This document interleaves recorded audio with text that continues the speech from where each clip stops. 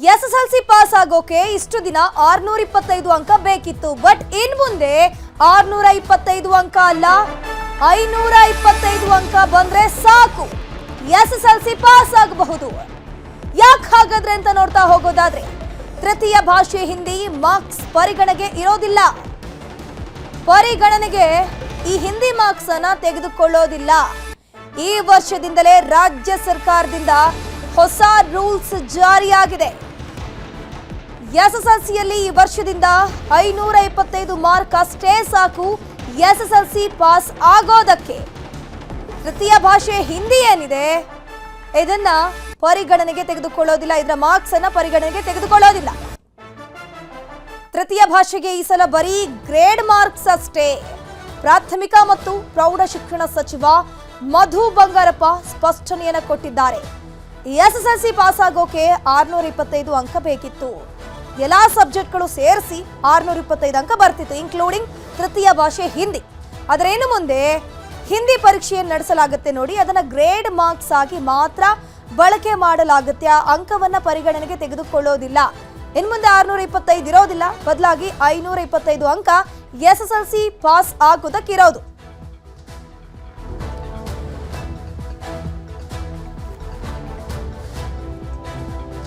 ಇದರ ಬಗ್ಗೆ ಹೆಚ್ಚಿನ ಮಾಹಿತಿ ನೀಡ್ತಾ ಹೋಗ್ತಾರೆ ನಮ್ಮ ಪ್ರತಿನಿಧಿ ಶರಣು ಹಂಪಿ. ನೇರ ಸಂಪರ್ಕದಲ್ಲಿ ಜಾಯಿನ್ ಆಗಿದ್ದಾರೆ. ಶರಣು ಹಂಪಿ, ಹೊಸ ರೂಲ್ಸ್ ಅನ್ನ ಮಧು ಬಂಗಾರಪ್ಪ ಅವರಿಗೆ ಚಾಲ್ತಿಗೆ ತಂದಿದ್ದಾರೆ. ಅದೇನಪ್ಪ ಅಂತಂದ್ರೆ ಇನ್ನು ಪಾಸ್ ಆಗೋದಕ್ಕೆ ಬರೀ 525 ಅಂಕ ಇದ್ರೆ ಮಾತ್ರ ಸಾಕು ಅಂತ. ಈಗ ಹಿಂದಿ ಪರೀಕ್ಷೆನ ಯಾಕೆ ಕನ್ಸಿಡರ್ ಮಾಡೋದಿಲ್ಲ, ಇದಕ್ಕೆ ಕಾರಣ ಏನೇನು ಅಂತ? ಧನುಶ್ರೀ, ರಾಜ್ಯದ ಶಿಕ್ಷಣದ ವ್ಯವಸ್ಥೆಯಲ್ಲಿ ತ್ರಿಭಾಷಾ ನೀತಿ ಇರೋದು ನಮ್ಮ ರಾಜ್ಯದಲ್ಲಿ. ಅದನ್ನು ದ್ವಿಭಾಷಾ ಮಾಡಿ, ಯಾಕಂದರೆ NCERT ಇರ್ಬೋದು ಮತ್ತು ಬೇರೆ ಬೇರೆ ಪಠ್ಯಕ್ರಮಗಳಲ್ಲಿ ಇರೋದು ದ್ವಿಭಾಷಾ ನೀತಿ ಇದೆ, ತ್ರಿಭಾಷಾ ನೀತಿ ಇಲ್ಲ. ಈ ಕಾರಣಕ್ಕಾಗಿ ನಮ್ಮ ರಾಜ್ಯ ಪಠ್ಯಕ್ರಮದಲ್ಲೂ ಕೂಡ ದ್ವಿಭಾಷಾ ನೀತಿಯನ್ನು ಅನುಸರಿಸಿ ಅಂತೇಳಿ ಸಾಕಷ್ಟು ಕನ್ನಡ ಪರ ಹೋರಾಟಗಾರರು, ಸಾಹಿತಿಗಳೆಲ್ಲರೂ ಕೂಡ ಮನವಿಯನ್ನು ಮಾಡಿಕೊಂಡಿದ್ರು ಮತ್ತು ಒತ್ತಾಯವನ್ನು ಕೂಡ ಮಾಡ್ತಾಯಿದ್ರು. ಸೊ ಈ ಒತ್ತಡಕ್ಕೆ ಈಗ ರಾಜ್ಯ ಸರ್ಕಾರ ಮಣಿದಿದೆ. ಅದರಲ್ಲೂ ಕೂಡ ಶಿಕ್ಷಣ ಇಲಾಖೆ, ಶಿಕ್ಷಣ ಸಚಿವರಾದಂಥ ಮಧು ಬಂಗಾರಪ್ಪ ಅವರು ಇವತ್ತು ಅಧಿಕೃತವಾಗಿ ಪ್ರಕಟಪಡಿಸಿದ್ದಾರೆ. ಸೊ ಇದು ಭಾಗಶಃ ಮೇಲ್ನೋಟಕ್ಕೆ ನೋಡ್ತಾ ಹೋದರೆ ತ್ರಿಭಾಷಾ ಅಂತಲೇ ಅನಿಸುತ್ತೆ ನೀತಿ, ಆದರೆ ಅದು ವರ್ಕ್ ಆಗ್ತಾ ಇರೋದು ಅಂದರೆ ದ್ವಿಭಾಷಾ ನೀತಿಯಾಗಿ. ಅಂದರೆ ಹಿಂದಿಯನ್ನು ಈಗ ಒಟ್ಟು SSLCಯಲ್ಲಿ ಒಟ್ಟು 6 ಸಬ್ಜೆಕ್ಟ್ಗಳು ನೋಡ್ತಾ ಹೋದರೆ ಒಂದೊಂದು ಸಬ್ಜೆಕ್ಟಿಗೆ 100 ಮಾರ್ಕ್ಸ್ ರೀತಿಯಾಗಿ ಕನ್ನಡ 125, ಒಟ್ಟು 625 ಮಾರ್ಕ್ಸನ್ನು ಪರಿಗಣಿಸಿ ಪರ್ಸೆಂಟೇಜನ್ನು ಕೊಡ್ತಾಯಿದ್ರು. ಎಲ್ಲ ಸಬ್ಜೆಕ್ಟ್ಗಳಲ್ಲೂ ಕೂಡ ಪಾಸ್ ಆಗೋದು ತುಂಬಾ ಮುಖ್ಯ ಆಗಿತ್ತು. ಈಗೇನಾಗಿದೆ, ಹಿಂದಿ ಪರೀಕ್ಷೆಯನ್ನು ಬರೀ ನಾಮಕಾವಸ್ಥೆಯ ಹತ್ರ ಮಾತ್ರ ಮಾಡ್ತಾ ಇದ್ದೀವಿ, ಅದನ್ನು ಪರಿಗಣನೆಗೆ ತೆಗೆದುಕೊಳ್ಳೋದಿಲ್ಲ. ಪರ್ಸೆಂಟೇಜ್ ತೆಗಿಬೇಕಾದ್ರೂ ಕೂಡ 5 ಪರೀಕ್ಷೆಗಳೇನಿರ್ತವೆ, 5 ವಿಷಯ ಏನಿರುತ್ತೆ, 525 ಅಂಕಗಳನ್ನು ಮಾತ್ರ ಪರಿಗಣನೆ ತೆಗೆದುಕೊಳ್ತೀವಿ. ಅದರ ಹಿನ್ನೆಲೆಯಲ್ಲಿ ಪರ್ಸೆಂಟೇಜನ್ನು ಕೂಡ ಕೊಡುವಂಥ ಕೆಲಸ ಮಾಡ್ತೀವಿ. ಹಾಗಾದರೆ ಹಿಂದಿ ಪರೀಕ್ಷೆ ಪೂರ್ತಿ ರದ್ದುಗೊಳಿಸ್ತಾ ಇದ್ದಾರಾ ಅಂತ ಪ್ರಶ್ನೆ ಮಾಡಿದ್ರೆ ಇಲ್ಲ, ರದ್ದುಗೊಳಿಸ್ತಾ ಇಲ್ಲ. ಹಿಂದಿ ಪರೀಕ್ಷೆ ಇರುತ್ತೆ, ಆದರೆ ಗ್ರೇಡ್ ಸಿಸ್ಟಮ್ ಇರುತ್ತೆ. ABCD ರೀತಿಯಾಗಿ 4 ಗ್ರೇಡ್ ಸಿಸ್ಟಮನ್ನು ಕೊಡ್ತಾರೆ. ಪರೀಕ್ಷೆ ಬರಿಬೇಕಾಗತ್ತೆ. ಅವರು ಅಲ್ಲಿ ಬರೆದ್ರೆ ಅದರಲ್ಲಿ ಯಾವ ಗ್ರೇಡ್ ಸಿಗುತ್ತೆ, ABCD ಯಾವ ರೀತಿಯಾಗಿ ಪರೀಕ್ಷೆಯನ್ನು ಬರೆದಿರ್ತಾರೆ ಅವರಿಗೆ ಗ್ರೇಡನ್ನು ಕೊಡ್ತೀವಿ. ಅದನ್ನು ಕನ್ಸಿಡರ್ ಮಾಡೋದಿಲ್ಲ. ಪರ್ಸೆಂಟೇಜ್ ವಿಚಾರದಲ್ಲಿರ್ಬೋದು ಅಥವಾ 525 ಅಂಕಗಳನ್ನು ಮಾತ್ರ ಭಾಳ ಪ್ರಮುಖವಾಗಿ ಪರಿಗಣನೆ ತೆಗೆದುಕೊಳ್ತೇವೆ ಅಂತೇಳಿ ಈ ಮೂಲಕ ದ್ವಿಭಾಷಾ ನೀತಿಯನ್ನು ಬಹುತೇಕವಾಗಿ ರಾಜ್ಯ ಸರ್ಕಾರ ಅನುಷ್ಠಾನ ಮಾಡಲಿಕ್ಕೆ ಮುಂದಾಗ್ತಾ ಇದೆ.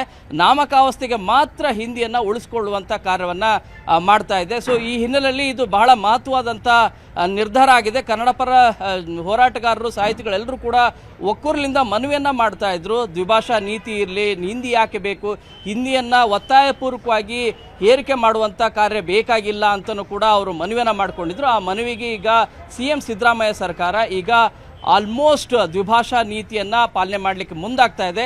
ನಾಮಕಾವಸ್ಥೆಗೆ ಮಾತ್ರ ಹಿಂದಿಯನ್ನು ಉಳಿಸ್ಕೊಂಡ ರೀತಿಯಾದಂಥ ಲಕ್ಷಣಗಳು ಕಂಡು ಬರ್ತಾ ಇದೆ. ಅವರಿಗೆ ಗ್ರೇಡ್ ಸಿಸ್ಟಮ್ ರೀತಿಯಾಗಿ ಕೊಡ್ತಾ ಇದ್ರಿ, ABCD ರೀತಿಯಾಗಿ, ಆದರೆ ಆ ಅಂಕಗಳನ್ನು ಪರಿಗಣನೆ ಮಾಡೋದಿಲ್ಲ, 100 ಅಂಕಗಳ ರೀತಿಯಾಗಿ ಇರೋದಿಲ್ಲ ಅಂತಲೂ ಕೂಡ ಬಹಳ ಸ್ಪಷ್ಟವಾಗಿ ಗ್ರೇಡ್ ವೈಸ್ ಇದನ್ನ ನೋಡ್ತಾ ಇದ್ದಾರೆ. ಪರೀಕ್ಷೆ ಅಂದ್ರೆ ಹಿಂದಿ ಏನಿಗೆ ಅದರಲ್ಲಿ ಮಾರ್ಕ್ಸ್ ಏನು ಕನ್ಸಿಡರ್ ಮಾಡೋದಿಲ್ಲ ಅಂತ ಹೇಳ್ತಿದ್ದಾರಲ್ಲ, ಹಾಗಾದ್ರೆ ಮಕ್ಕಳು ಕಡ್ಡಾಯವಾಗಿ ಹಿಂದಿ ಪರೀಕ್ಷೆಯ ಸಂದರ್ಭದಲ್ಲಿ ಪ್ರೆಸೆಂಟ್ ಆಗಿರ್ಲೇಬೇಕು ಅನ್ನುವಂಥ ರೂಲ್ಸ್ ಏನಾದರೂ ಇದೆಯಾ, ಹೇಗೆ? ಇಲ್ಲಿ ಬಹಳ ಪ್ರಮುಖವಾಗಿ ಯಾವ ಗ್ರೇಡ್ ಬರುತ್ತೆ ಅನ್ನೋದು, ಅಂದರೆ ಪರೀಕ್ಷೆಯನ್ನು ಅಟೆಂಡ್ ಮಾಡಿದರೆ A ಗ್ರೇಡ್ ಬರುತ್ತೆ, ಪರೀಕ್ಷೆನ ಅಟೆಂಡ್ ಮಾಡದೇ ಇದ್ದರೆ B ಗ್ರೇಡ್, ಏಕೆಂದರೆ ಹಾಜರಾತಿನೂ ಕೂಡ ಕನ್ಸಿಡರ್ ಆಗುತ್ತೆ. ಸೊ ಪರೀಕ್ಷೆ ಹೆಸರಿಗೆ ಮಾತ್ರ ಇರುತ್ತೆ, ನೀವು ಇದ್ರೂ ಇಲ್ಲದೇ ಇದ್ರೂ ಕೂಡ ಅದನ್ನು ಪರಿಗಣನೆಗೆ ತೆಗೆದುಕೊಳ್ತಾ ಇಲ್ಲ, ಗ್ರೇಡ್ ಮಾತ್ರ ಇರುತ್ತೆ. ಆ ಗ್ರೇಡನ್ನು ಮುಂದೆ ಯಾವುದಕ್ಕೂ ಕೂಡ ಪರಿಗಣನೆಗೆ ತೆಗೆದುಕೊಳ್ಳೋದಿಲ್ಲ. ಈ ಹಿನ್ನೆಲೆಯಲ್ಲಿ 5 ಏನು ವಿಷಯಗಳೇನಿದಾವ ಆ 5 ವಿಷಯಗಳು ತುಂಬ ಇಂಪಾರ್ಟೆಂಟ್ ಆಗುತ್ತೆ. 525 ಅಂಕಗಳು, ಆ ಅಂಕಗಳಿಗೆ ಮಾರ್ಕ್ಸನ್ನು ಕೊಡುವಂಥದ್ದು, ಪರ್ಸೆಂಟೇಜನ್ನು ಕೊಡುವಂಥ ಕಾರ್ಯವನ್ನು ಮಾಡ್ತಾರೆ. ಇನ್ನು ಹಿಂದಿ ಭಾಷೆಗೆ ಗ್ರೇಡ್ ರೀತಿಯಾಗಿ ಕೊಡ್ತಾರೆ. ಅದು ಪರೀಕ್ಷೆಯನ್ನು ಬರೆದ್ರೆ ಅವರಿಗೆ ಎ ಗ್ರೇಡ್ ರೀತಿಯಾಗಿ ಸಿಗ್ಬೋದು. ಅವ್ರು ಹೇಗೆ ಬರೆದಿದ್ದಾರೆ ಅನ್ನೋದ್ರ ಮೇಲೆ, ಒಂದು ವೇಳೆ ಪರೀಕ್ಷೆ ಅಟೆಂಡ್ ಮಾಡಿಲ್ಲ ಅನ್ನೋದಾದರೆ ಬಿ ಗ್ರೇಡ್ ಕೊಡುವಂಥ ಸಾಧ್ಯತೆಯೂ ಕೂಡ ಇದೆ. ಈ ಬಗ್ಗೆ ಸ್ಪಷ್ಟವಾದಂಥ ಮಾಹಿತಿ ಇನ್ನೂ ಶಿಕ್ಷಣ ಇಲಾಖೆಯಿಂದ ಮಾಹಿತಿ ಸಿಗಬೇಕಾಗಿದೆ. ಧನಶ್ರೀ, ಶರಣಾಂಬಿ ಗಮನಿಸ ಹೋಗುವುದು, ಎಲ್ಲಾ ಮಕ್ಕಳು ಎಲ್ಲಾ ಸಬ್ಜೆಕ್ಟ್ನ ಬಹಳ ಗಮನದಲ್ಲಿ ಇಟ್ಕೊಂಡು ಓದ್ತಾರೆ. ಪರೀಕ್ಷೆ ಸಂದರ್ಭದಲ್ಲಿ ಈ ರೀತಿ ನಿರ್ಧಾರವನ್ನು ತಂದಿರೋದು ಒಂದ್ ರೀತಿ ಗೊಂದಡಕ್ಕೆ ದೂಡ್ದಂಗೆ ಹಾಕ್ತಿಲ್ವಾ ವಿದ್ಯಾರ್ಥಿಗಳನ್ನ ಅಂತ? ಖಂಡಿತ. ಯಾಕಂದರೆ ಈ ಬಾರಿ ಬರೀತಿರುವಂಥ ಪರೀಕ್ಷೆ ಇಲ್ಲ, ಅದರಲ್ಲೂ ಕೂಡ ತೃತೀಯ ಭಾಷೆ ಏನಿದೆ ಹಿಂದಿ ಒಂದು ದಿನ ಪೋಸ್ಟ್ಪೋನ್ ಆಗಿರೋದು. ಸೋಮವಾರ ನಡಿಬೇಕಾಗಿರೋಂಥ ಪರೀಕ್ಷೆ ಮಂಗಳವಾರ ನಡೀತಾ ಇದೆ. ಸೊ ಇಂಥ ಹಂತದಲ್ಲಿ ಈ ರೀತಿಯಾದಂಥ ನಿರ್ಧಾರವನ್ನು ಕೈಗೊಂಡಿರೋದು ಸಹಜವಾಗಿ ವಿದ್ಯಾರ್ಥಿಗಳಿಗೆ ಬೇಸರವನ್ನು ತರುತ್ತೆ, ಕೆಲವು ವಿದ್ಯಾರ್ಥಿಗಳಿಗೆ ಆತಂಕವನ್ನು ಕೂಡ ತರುತ್ತೆ. ಯಾಕೆ ಈ ರೀತಿಯಾದಂಥ ನಿರ್ಧಾರವನ್ನು ಪರೀಕ್ಷೆ ಬರದಾದ ಮೇಲೆ ಪ್ರಕಟಪಡಿಸಬಾರ್ದಾಗಿತ್ತು ಅಂತಲೂ ಕೂಡ. ಆದರೆ ಬಹುತೇಕ ವಿದ್ಯಾರ್ಥಿಗಳೇನಿದ್ದಾರೆ ಹಿಂದಿ, ಯಾಕಂದರೆ ಅತಿ ಹೆಚ್ಚಾಗಿ ನಮ್ಮ ರಾಜ್ಯದಲ್ಲಿ ಹಿಂದಿಯನ್ನು ಅಭ್ಯಾಸ ಮಾಡುವವರು ತುಂಬಾ ಕಡಿಮೆ. ಬಟ್ ಸೀರಿಯಸ್ ಆಗಿ ಓದ್ತಿರುವಂಥ ವಿದ್ಯಾರ್ಥಿಗಳಿಗೆ ಖಂಡಿತವಾಗಿ ಕೂಡ ಇದು ಒಂದು ರೀತಿ ಬೇಜಾರಂತ ಆಗೇ ಆಗುತ್ತೆ. ಮತ್ತು ಯಾಕೆ ಈ ರೀತಿಯ ನಿರ್ಧಾರವನ್ನು ಕೈಗೊಂಡ್ರು ಅಂತೇಳಿ ಆಶ್ಚರ್ಯನೂ ಕೂಡ ಪ್ರಶ್ನೆನ ಮಾಡ್ತಾ ಇದ್ದಾರೆ. ಆದರೆ ಕಳೆದ ಹಲವಾರು ವರ್ಷಗಳಿಂದನೂ ಕೂಡ ಹಿಂದಿ ಭಾಷೆ ಬೇಡ, ನಮಗೆ ಯಾಕೆ ಬೇಕು, ನಾವು ಯಾವುದಕ್ಕೂ ಕೂಡ ಹೆಚ್ಚು ಬಳಕೆ ಮಾಡೋದಿಲ್ಲ, ಪ್ರಾದೇಶಿಕ ಭಾಷೆಗಳು ಉಳಿಬೇಕಾಗಿದೆ. ಆ ಕಾರಣಕ್ಕಾಗಿ ದ್ವಿಭಾಷಾ ನೀತಿ, ಕನ್ನಡ ಮತ್ತು ಇಂಗ್ಲಿಷ್ ಎರಡನ್ನ ಮಾತ್ರ. ಹಾಗೆ ಸಂಪರ್ಕದಲ್ಲಿ ಈಗ ನಮ್ಮ ಜೊತೆ ಮಾತನಾಡಿದಾಗೆ ಕರವೇ ಪ್ರವೀಣ್ ಶೆಟ್ಟಿ ಅವರು ದೂರವಾಣಿ ಸಂಪರ್ಕದಲ್ಲಿ ಜಾಯ್ನ್ ಆಗಿದ್ದಾರೆ. ಸರ್ ನಮಸ್ತೆ. ನಮಸ್ತೆ ಮೇಡಮ್. ಸರ್, ನಿಮ್ಮ ಪ್ರತಿಭಟನೆಗೆ, ನಿಮ್ಮ ಮನವಿಗೆ ಸಂದ ಜಯ ಅಂತಾನೆ ಹೇಳ್ಬೋದು. ಈಗ ಕೇಂದ್ರ ಸರ್ಕಾರ ಹಿಂದಿ ಹೇರಿಕೆ ಅನ್ನುವಂಥದ್ದು ಮಾಡ್ತಾ ಇತ್ತಲ್ಲ, ಅದರಿಂದ ಹಿಂದೆ ಸರಿದಿದೆ. ಈಗ ಪರೀಕ್ಷೆಯಲ್ಲಿ ಮಾರ್ಕ್ಸ್ ಬಂದರೂ ಕೂಡ ಬಿಟ್ಟರೂ ಕೂಡ ಅದನ್ನ ಕನ್ಸಿಡರ್ ಮಾಡೋದಿಲ್ಲ, ಗ್ರೇಡ್ ವೈಸ್ ತೆಗೆದುಕೊಳ್ತೀವಿ ಅಂತ ಹೇಳಿದ್ದಾರೆ. ಸರ್, ಏನ್ ಹೇಳ್ತೀರಾ ಈ ಸಂದರ್ಭದಲ್ಲಿ? ಇದು ಒಂದು ಒಳ್ಳೆ ನಿರ್ಧಾರ ಅನ್ಸುತ್ತೆ ರಾಜ್ಯ ಸರ್ಕಾರದಿಂದ. ಹಿಂದಿಯನ್ನ ಕನ್ನಡದ ಮೇಲೆ, ಕನ್ನಡಿಗರ ಮೇಲೆ ಹೇರುವುದ್ರ ಮುಖಾಂತರ ಹಿಂದಿಯವರ ದಬ್ಬಾಳಿಕೆ, ಹಿಂದಿಯನ್ನ ರಾಷ್ಟ್ರ ಭಾಷೆ ಅಂತ ಕಿರ್ಚಿಕೊಳ್ಳೋರಿಗೆ ಒಂದು ಒಳ್ಳೆ ಏಟನ್ನ ರಾಜ್ಯ ಸರ್ಕಾರ ಕನ್ನಡದಾಗ ಸಿದ್ದರಾಮಯ್ಯನವರು ಕೊಟ್ಟಿದ್ದಾರೆ.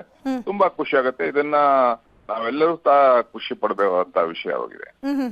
ಈಗ ಹಿಂದಿ ಪರೀಕ್ಷೆ ಇರುತ್ತೆ, ಹಿಂದಿಯ ಬಗ್ಗೆ ಓದಬೇಕು, ಪರೀಕ್ಷೆಯನ್ನ ಬರಿಬೇಕು, ಹಾಜರಾತಿ ಕೂಡ ಕಡ್ಡಾಯ ಇದೆ ಅನ್ನುವಂಥ ಮಾತಿದೆ. ಈಗ ಪರೀಕ್ಷೆ ಸಂದರ್ಭದಲ್ಲಿ ಕನ್ನಡ ಪರ ಸಂಘಟನೆಗಳು ಕೂಡ ನಾವು ಪರೀಕ್ಷಾ ಕೇಂದ್ರಕ್ಕೆ ನುಗ್ತೀವಿ ಅಂತೆಲ್ಲ ಹೇಳಿತ್ತು. ಈ ಸಂದರ್ಭದಲ್ಲಿ ಏನ್ ಮಾಡಬಹುದು ಅಂತ? ಖಂಡಿತವಾಗ್ಲೂ ಹಾಜರಾತಿ ಅದೆಲ್ಲ ಮುಖ್ಯ ಅಲ್ಲ. ಆದ್ರೆ ಹಿಂದಿಯನ್ನ ಈ ಸರ್ಕಾರ ಇವತ್ತು ತೆಗಿಬಹುದು, ಮುಂದೆ ಇನ್ನೊಂದು ಸರ್ಕಾರ ಬಂದ್ರೆ ಅದನ್ನ ಮತ್ತೆ ರಿಓಪನ್ ಮಾಡುವಂತ ಸಂದರ್ಭಗಳು ಸಹ ಇದಾವೆ. ಆದ್ರಿಂದ ಇವತ್ತಿನ ಸರ್ಕಾರದ ನಿರ್ಧಾರ ತುಂಬಾ ಒಳ್ಳೆ ನಿರ್ಧಾರ. ಅದ್ರ ಜೊತೆಗೆ ಪ್ರಾದೇಶಿಕ ಭಾಷೆಗಳನ್ನು ಸಹ ಹೇಳಿದ್ದಾರೆ, ಅವು ಯಾವ್ದು ಲೆಕ್ಕಕ್ಕಿಲ್ಲ ಅಂತ. ತುಳು, ಕರ್ನಾಟಕದ ಒಳಗಡೆ ಇರುವಂತ ಅನೇಕ ಭಾಷೆಗಳ ಬಗ್ಗೆ ಸರ್ಕಾರ ನಿರ್ಲಕ್ಷ್ಯವನ್ನ ತೋಡ್ದಂಗಿದೆ. ಕೆಲವಕ್ಕೂ ಗೌರವ ಕೊಡ್ಬೇಕಾಗತ್ತೆ. ನಮ್ಮ ರಾಜ್ಯದಲ್ಲಿರುವಂತ ಪ್ರವೀಣ್ ಶೆಟ್ಟಿ ಅವರ ಧ್ವನಿ ಕೇಳಿಸ್ತಾ ಇದೆಯಾ? ಸಂಪರ್ಕ ಕಡಿತಗೊಂಡಿದೆ, ಗಮನಿಸ್ತಾ ಹೋಗಬಹುದು. ಶರಣು ಹಂಪಿ, ಈಗ ನಮ್ಮ ಪ್ರತಿನಿಧಿ ಮತ್ತೆ ನೇರ ಸಂಪರ್ಕದಲ್ಲಿ ಜಾಯಿನ್ ಆಗಿದ್ದಾರೆ. ಶರಣು ಹಂಪಿ, ಈಗ ಗ್ರೇಡ್ ವೈಸ್ ಕನ್ಸಿಡರ್ ಮಾಡೋದಾದ್ರೂ ಕೂಡ ಇದು SSLCಯಲ್ಲಿ ಎಷ್ಟು ಪ್ರಮುಖ ಪಾತ್ರವನ್ನು ವಹಿಸುತ್ತೆ? ಈ ಹಿಂದಿ ಮಾರ್ಕ್ಸ್ ಅನ್ನ ಈಗ 625 ಬದಲು 525 ಅಂತ ಹೇಳ್ತಾ ಇದ್ದಾರೆ. ಬಟ್ ಸ್ಟಿಲ್ ಗ್ರೇಡ್ ಅನ್ನುವಂಥದ್ದು ಹಿಂದಿಯಲ್ಲಿ ಇಂಪಾರ್ಟೆಂಟ್ ಆಗತ್ತಾ ಹೇಗೆ ಅಂತ? ಖಂಡಿತವಾಗಿಯೂ ಕೂಡ ಧನುಶ್ರೀ, ಯಾಕಂದರೆ ಯಾರಿಗೆ ಹಿಂದಿ ಕಲಿಬೇಕು ಅನ್ನುವಂಥ ಆಸಕ್ತಿ ಇರುತ್ತೋ, ಅದರಲ್ಲೂ ಕೂಡ ಬೇರೆ ರಾಜ್ಯದಿಂದ ಬಂದಂಥ ವಿದ್ಯಾರ್ಥಿಗಳಿರ್ತಾರೆ, ಪೋಷಕರಿರ್ತಾರೆ, ಅವರ ಮಕ್ಕಳನ್ನು ಹಿಂದಿ ಕಲಿಸ್ಬೇಕು ಅಂತಲೂ ಕೂಡ ಆಸೆ ಇರುತ್ತೆ. ಮತ್ತು ಬೇರೆ ಬೇರೆ ಕಾರಣಗಳಿಗಾಗಿ, ಜಾಬ್ ರಿಕ್ರೂಟ್ಮೆಂಟ್ ಬೇಕು ಅನ್ನೋ ಕಾರಣಕ್ಕಾಗಿ ಹಿಂದಿಯನ್ನು ಕಲಿಬೇಕು, ನಮ್ಮ ಮಕ್ಕಳಿಗೆ ಕಲಿಸ್ಬೇಕು ಅನ್ನುವಂಥ ಯಾರು ಮಕ್ಕಳಿರ್ತಾರೆ ಅವರಿಗೆ ಈ ಗ್ರೇಡ್ ತುಂಬಾ ಇಂಪಾರ್ಟೆಂಟ್ ಆಗುತ್ತೆ. ICSE ಇರ್ಬೋದು ಮತ್ತು ಬೇರೆ ಬೇರೆ ಪಠ್ಯಕ್ರಮಗಳಿದ್ದಾವೆ, ಅಲ್ಲೆಲ್ಲ ಈಗಾಗಲೇ ನಿಮಗೆ ಗ್ರೇಡ್ ರೀತಿಯಾಗಿ ಅಂಕಗಳನ್ನು ಕೊಡ್ತಾ ಇರೋದು. ಸೊ ABCD ರೀತಿಯಾಗಿ ಕೊಡ್ತಿರುವಂಥ ಅಂಕ ಏನಿದೆ ಅದು ಖಂಡಿತವಾಗಿ ಕೂಡ ಅವರಿಗೆ ಯೂಸ್ಫುಲ್ ಆಗುತ್ತೆ. ಈ ಕಾರಣಕ್ಕಾಗಿ ಯಾರು ನಮಗೆ ಹಿಂದಿ ಬೇಡ, ಹಿಂದಿ ಏರಿಕೆ ಆಗ್ತಾ ಇದೆ, ನಮಗೆ ಹಿಂದಿ ಅವಶ್ಯಕತೆನೇ ಇಲ್ಲ ಅಂಥೇಳಿ ಕನ್ನಡ ಪರ ಸಂಘಟನೆಗಳೆಲ್ಲರೂ ಕೂಡ ಒಕ್ಕರನ್ನ ಮನವಿಯನ್ನು ಮಾಡ್ಕೊಳ್ತಾ ಇದ್ರು. ಸಾಹಿತಿಗಳು ಕೂಡ ಹಿಂದಿಯನ್ನು ಹೇರಿಕೆ ಮಾಡುವಂಥ ಅನಿವಾರ್ಯತೆಯನ್ನು ಮಕ್ಕಳಿಗೆ ಯಾಕೆ ನೀವು ಈ ರೀತಿ ತರ್ತಾ ಇದ್ದೀರಿ, ಇದು ನಿಜವಾಗ್ಲೂ ಕೂಡ ಮಕ್ಕಳಿಗೆ ಒತ್ತಡವನ್ನು ಹೇರಿದಂತಾಗುತ್ತೆ ಅಂತಲೂ ಕೂಡ ಅವರು ತಮ್ಮ ಅಭಿಪ್ರಾಯವನ್ನು ವ್ಯಕ್ತಪಡಿಸಿದ್ರು. ಈ ಹಿನ್ನೆಲೆಯಲ್ಲಿ ರಾಜ್ಯ ಸರ್ಕಾರ ತೆಗೆದುಕೊಂಡಂಥ ನಿರ್ಧಾರ ಏನಿದೆ ತುಂಬ ಬ್ಯಾಲೆನ್ಸಿವ್ ಆಗಿದೆ. ಅಧಿಕೃತವಾಗಿ ತೃತೀಯ ಭಾಷೆ ಅದು ಹಾಗೆ ಮುಂದುವರಿಯುತ್ತೆ, ಆದರೆ ಹಿಂದಿ ಈ ಭಾಷೆ ಏನಿದೆ, ತೃತೀಯ ಭಾಷೆ ಏನಿದೆ, ಅದು ನಾಮಕಾವಸ್ಥೆಯಾಗಿ ಮುಂದುವರಿಯುತ್ತೆ. ಅದರ ಅಂಕಗಳನ್ನು ಕೂಡ ಪರಿಗಣನೆ ತೆಗೆದುಕೊಳ್ಳೋದಿಲ್ಲ ಅನ್ನೋದಾದರೆ ಹಿಂದಿಯ ಬಗ್ಗೆ ಕನ್ನಡದ ಓದುವಂಥ ವಿದ್ಯಾರ್ಥಿಗಳು ಯಾರಿದ್ದಾರೆ ಅವ್ರು ಯಾರು ಕೂಡ ತುಂಬ ಸೀರಿಯಸ್ ಆಗಿ ತೆಗೆದುಕೊಳ್ಳೋದಿಲ್ಲ ಅನ್ನೋದು ಬಹಳ ಸ್ಪಷ್ಟವಾಗಿ ಕಂಡು ಬರ್ತಾ ಇದೆ. ಧನುಷ್, ಥ್ಯಾಂಕ್ ಯು ಶರಣು ಹಂಪಿ ತಮ್ಮೆಲ್ಲ ಮಾಹಿತಿಗಾಗಿ. ದಾವಣಗೆರೆ ದಕ್ಷಿಣದಲ್ಲಿ ಮುಸ್ಲಿಂ ಮತಗಳ ವಿಭಜನೆ ಆತಂಕ ಎದುರಾಗಿದೆ. ಆತಂಕ ಅಲ್ಲಿ ವಿಭಜನೆ ಆಗೇ ಆಗತ್ತೆ. ಯಾಕಂದ್ರೆ ಪಕ್ಷೇತರವಾಗಿ ಕಾಂಗ್ರೆಸ್ನಲ್ಲಿದ್ದು ಗುರುತಿಸಿಕೊಂಡಿದ್ದಂತಹ ಸಾದಿಕ್ ಪೈಲ್ವಾನ್ ಅವರು ನಾಮಪತ್ರ ಸಲ್ಲಿಕೆ ಮಾಡಿದ್ದಾರೆ, ವಾಪಸ್ ತೆಗೆದುಕೊಂಡಿಲ್ಲ. ಬಂಡಾಯ ಅಭ್ಯರ್ಥಿ ಸಾದಿಕ್ ಪೈಲ್ವಾನ್ ಮನವೊಲಿಸಿದ್ದಾರೆ ಸಿಎಂ ಸಿದ್ದರಾಮಯ್ಯ. ಬೆಂಗಳೂರಿನ ಕಾವೇರಿ ನಿವಾಸದಲ್ಲಿ ಮನವೊಲಿಕೆ ಏನಿದೆ ಸಕ್ಸಸ್ ಆಗಿದೆ. ಕೆಲವೇ ಕ್ಷಣಗಳಲ್ಲಿ ಸಿಎಂ ಡಿಸಿಎಂ ಸಾದಿಕ್ ಪೈಲ್ವಾನ್ ಸುದ್ದಿಗೋಷ್ಠಿಯನ್ನು ನಡೆಸಲಿದ್ದಾರೆ. ಸಮರ್ಥ್ಗೆ ಬೆಂಬಲ ನೀಡೋಕೆ ಸಾದಿಕ್ ಪೈಲ್ವಾನ್ ಒಪ್ಪಿದ್ದಾರಂತೆ. ನಿನ್ನೆ ತನಕ ನಾನು ಒಬ್ಬಂಟಿಯಾಗಿರ್ತೀನಿ, ಇಬ್ಬರು ಅಭ್ಯರ್ಥಿಗಳನ್ನು ನಾನು ಎದುರಿಸ್ತೀನಿ, ನಾನು ಕೂಡ ಇಲ್ಲಿ ಪ್ರಬಲ ಆಕಾಂಕ್ಷಿಯಾಗಿದ್ದೆ, ಈಗ ನಾನು ಪ್ರಬಲ ಅಭ್ಯರ್ಥಿಯಾಗಿದ್ದೀನಿ, ನಾಮಪತ್ರವನ್ನ ಹಿಂಪಡೆಯೋದಿಲ್ಲ, ಯಾವುದೇ ಮನವೊಲಿಕೆಗೂ ಕೂಡ ಜಗ್ಗಲ್ಲ ಬಗ್ಗಲ್ಲ ಅಂತ ಹೇಳಿದ್ರು. ಈಗ ಖುದ್ದು ಸಿಎಂ ಸಿದ್ದರಾಮಯ್ಯ ಅವರು ಅವರನ್ನ ಬೆಂಗಳೂರಿಗೆ ಕಳಿಸಿ ಸಮಾಧಾನ ಪಡಿಸಿದ್ದಾರೆ. ದಾವಣಗೆರೆಯಲ್ಲಿ ಪೈಲ್ವಾನ್ ಬಂಡಾಯ ಶಮನ ಆಗಿ ಹೋಗ್ಬಿಟ್ಟಿದೆ. ಮುಸ್ಲಿಮರಿಗೆ ಅನ್ಯಾಯ ಅಂತ ಸಾದಿಕ್ ಪೈಲ್ವಾನ್ ಹೇಳಿದ್ರಲ್ಲ, ಈಗ ಸಿಎಂ ಅವರನ್ನ ಭೇಟಿ ಮಾಡಿದ್ದೆ ತಡ ತಂಡ ಹೊಡೆದು ಬಿಟ್ಟಿದ್ದಾರೆ. ಈಗ ಅಲ್ಪಸಂಖ್ಯಾತ ಸಮುದಾಯ ಏನ್ ಹೇಳುತ್ತೆ ಹಾಗಾದ್ರೆ? ಒಂದು ಬಣ ಏನಿತ್ತು, ಸಾದಿಕ್ ಪೈಲ್ವಾನ್ ಅವರಿಗೆ ಸಪೋರ್ಟ್ ಅನ್ನ ಮಾಡ್ತಾ ಇತ್ತು, ನಾವು ಸಾದಿಕ್ ಪೈಲ್ವಾನ್ ಪರವೇ ಇರ್ತೀವಿ ಅಂತ. ಸಾದಿಕ್ ಜೊತೆಗೆ ಮುಸ್ಲಿಮರು ಸಮರ್ಥ್ಗೆ ಹಾಗಾದ್ರೆ ಬೆಂಬಲವನ್ನ ಕೊಡ್ತಾರಾ? ಕುತೂಹಲ ಮೂಡಿಸಿದೆ ದಾವಣಗೆರೆಯ ಬೈ ಎಲೆಕ್ಷನ್ ಅಖಾಡ ಅಂತಾನೆ ಹೇಳಬಹುದು.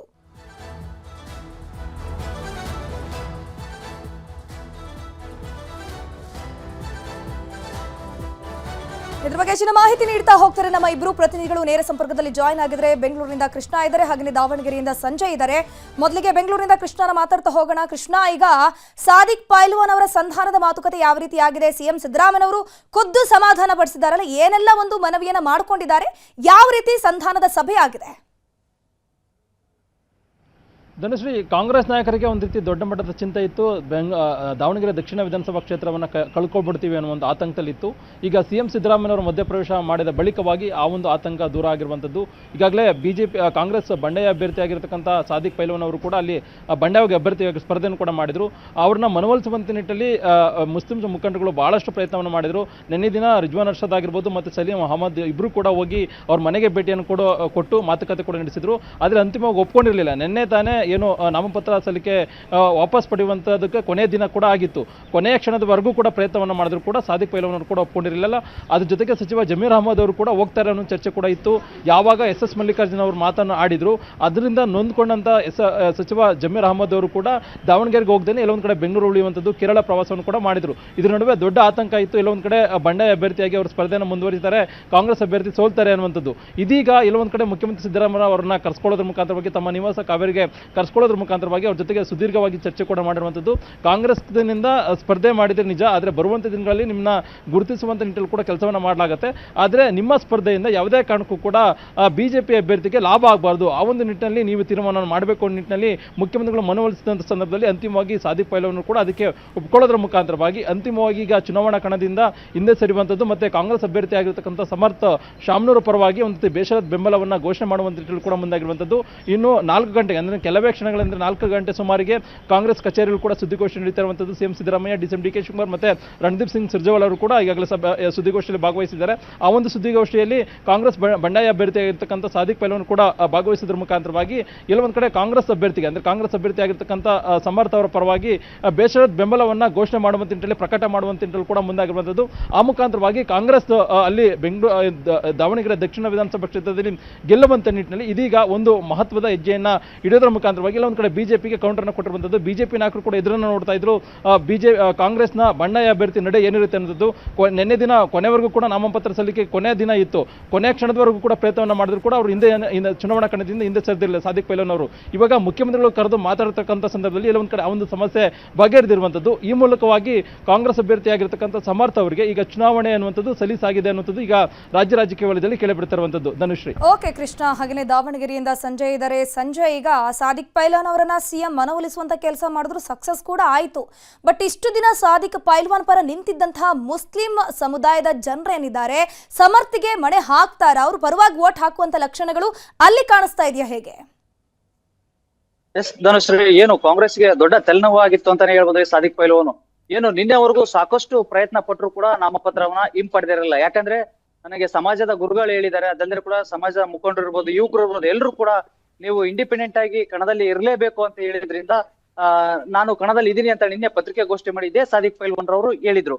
ಆದ್ರೆ ಎಲ್ಲ ಒಂದ್ ಕಡೆ ಇವತ್ತು ಸಿಎಂ ಸಿದ್ದರಾಮಯ್ಯರವರು ಭೇಟಿ ಮಾಡಿ ಇವತ್ತು ಏನು ನಾನು ಕಾಂಗ್ರೆಸ್ಗೆ ಬೆಂಬಲ ನೀಡ್ತೀನಿ ಅಂತ ಹೇಳುವಂತ ಮಾತುಗಳು ಒಪ್ಕೊಂಡಿದ್ದಾರೆ ಅಂತ ಹೇಳಿ ಈಗಾಗಲೇ ಹೇಳಲಾಗ್ತಿದೆ. ಅದಲ್ಲದೆ ಕೂಡ ಏನು ಇವರು ಒಂದ್ ವೇಳೆ ಏನಾದ್ರು ಕಾಂಗ್ರೆಸ್ಗೆ ಬೆಂಬಲ ನೀಡಿದ್ರೆ ಇವ್ರ ಹಿಂದೆ ಇರ್ತಕ್ಕಂತಹ ಯುವಕರು ಇದಾರಲ್ಲ, ಯುವಕರು ಎಲ್ಲರೂ ಕೂಡ, ಯಾಕಂದ್ರೆ ನಾವು ಯಾವುದೇ ಕಾರಣಕ್ಕೂ ಕಾಂಗ್ರೆಸ್ಗೆ ಬೆಂಬಲವನ್ನು ನೀಡಲ್ಲ, ಹಾಗಾಗಿ ನೀವು ಇಂಡಿಪೆಂಡೆಂಟ್ ಆಗಿ ಅಭ್ಯರ್ಥಿಯಾಗಿ ಇರಲೇಬೇಕು ಅಂತ ಹೇಳಿ ನಿನ್ನೆ ಆದ್ರೂ ಕೂಡ ನಿನ್ನೆ ಶಾಸಕರು MLC ಗಳು ಎಲ್ಲ ಬಂದ್ರು ಕೂಡ ಅದೇ ಮಾತನ್ನ ಅಲ್ಲಿಯ ಯುವಕರು ಇವರ ಸಾದಿಕ್ ಪೈಲ್ವಾನ್ ರವರ ಹಿಂಬಾಲಕರು ಹೇಳಿರುವಂತದ್ದು.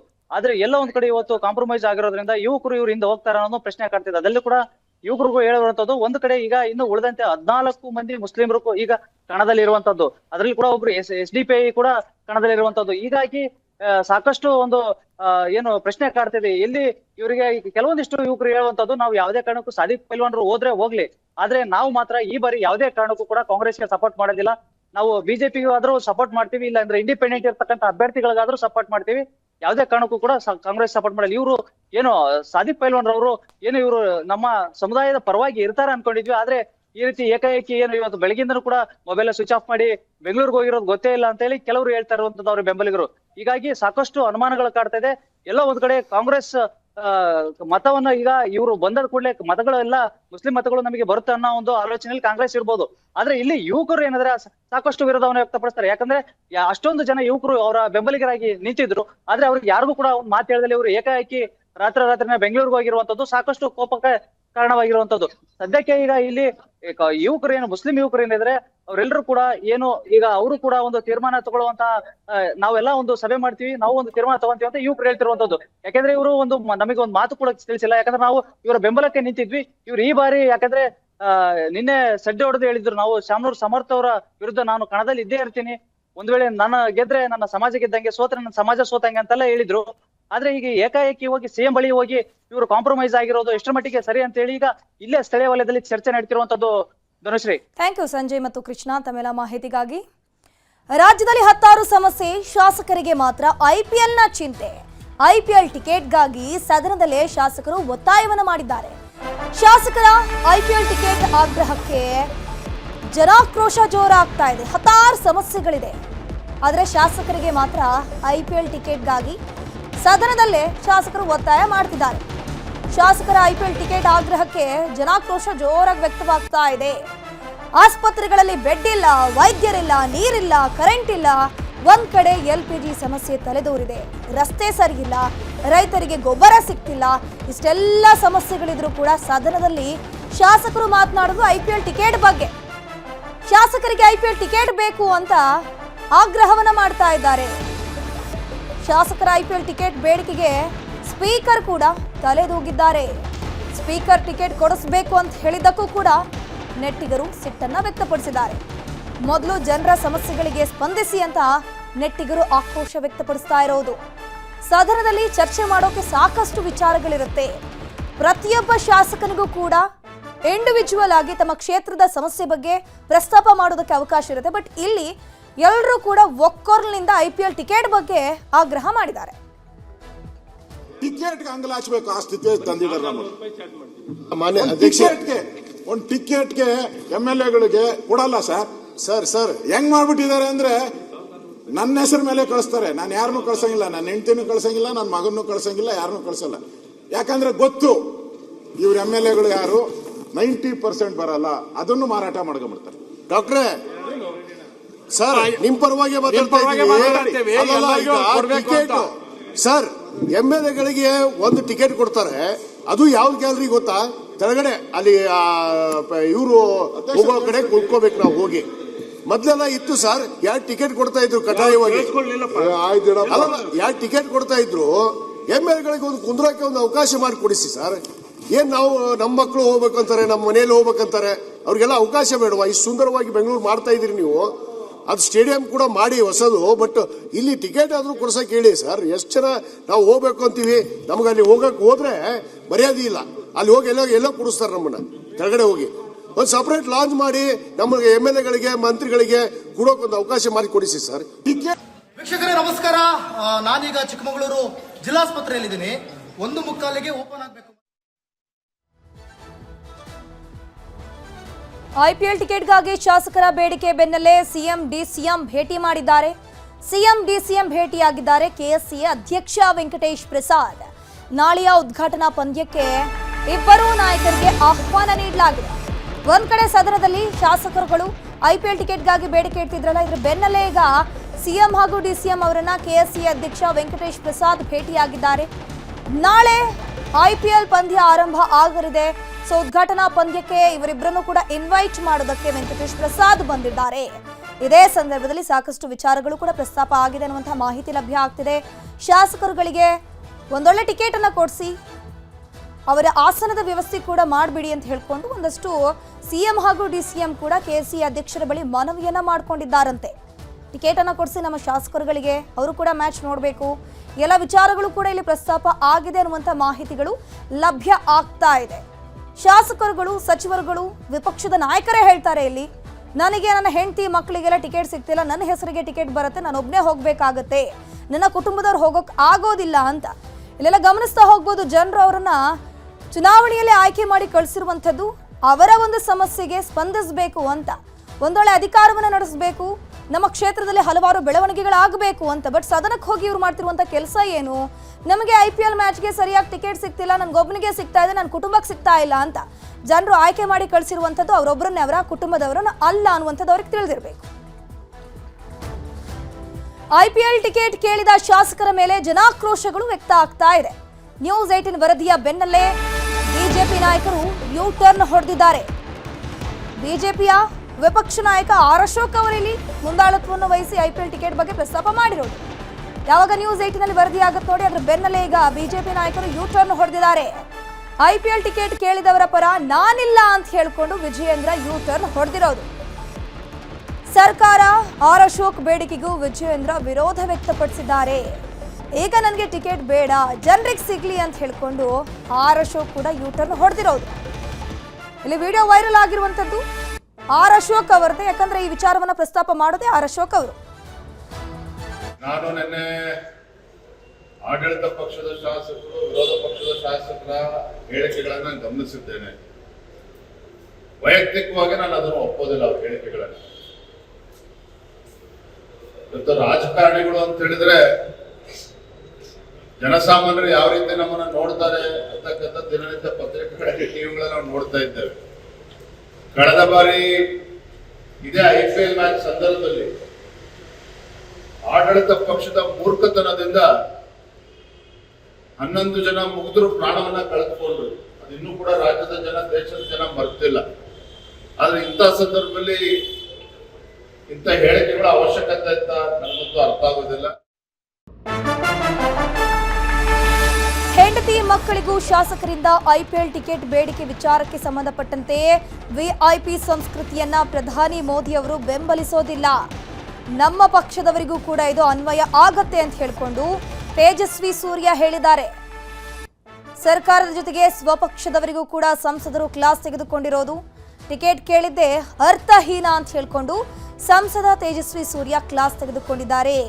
VIP ಟ್ರೀಟ್ಮೆಂಟ್ ಅನ್ನ ಪ್ರಧಾನಿ ಮೋದಿ ಅವರೇ ಸಹಿಸೋದಿಲ್ಲ. ಅಂತದ್ರಲ್ಲಿ ನಮ್ಮ ಪಕ್ಷದವರು ಈ ಒಂದು VIP ಟ್ರೀಟ್ಮೆಂಟ್ ಬೇಕು ಅಂತ ಕೇಳಿದ್ರೆ ಅದು ಯಾರು ಕೂಡ ಸಹಿಸೋದಿಲ್ಲ, ಇದು ಅರ್ಥಹೀನ, ಟಿಕೆಟ್ ಕೇಳಿದೆ ಅರ್ಥಹೀನ ಅಂತ ಹೇಳ್ಕೊಂಡು ಸಂಸದ ತೇಜಸ್ವಿ ಸೂರ್ಯ ಹೇಳಿದ್ದಾರೆ. And their families to attend IPL is nothing short of a feudal entitlement oriented mindset. Why should KSCA or any other sports body mandatorily provide free tickets for MLAs and their families, or for any political representatives and their families? It just does not make sense. And certain statements by certain Congress MLAs particularly, where they said because we are made to sit in the gallery where the public are seated, And because we are VIPs, we cannot sit there. Not only Congress MLA. ಜನರ ಜೀವ ಮುಖ್ಯವೋ VIP ticket ಮುಖ್ಯವೋ? IPL ticket ಖರೀದಿಸೋಕೆ ಆಗದಷ್ಟು ಬಡವರ ಶಾಸಕರ ಹಾಗಾದ್ರೆ ಅನ್ನುವಂಥ ಪ್ರಶ್ನೆ ಇಲ್ಲಿ ಉದ್ಭವ ಆಗುತ್ತೆ. ಉಚಿತ VIP ಟಿಕೆಟ್ ಕೇಳಿದ್ದು ದುರ್ದೈವ ಅಂತ ಹೇಳ್ಕೊಂಡು ನಿಖಿಲ್ ಹೇಳಿದ್ದಾರೆ.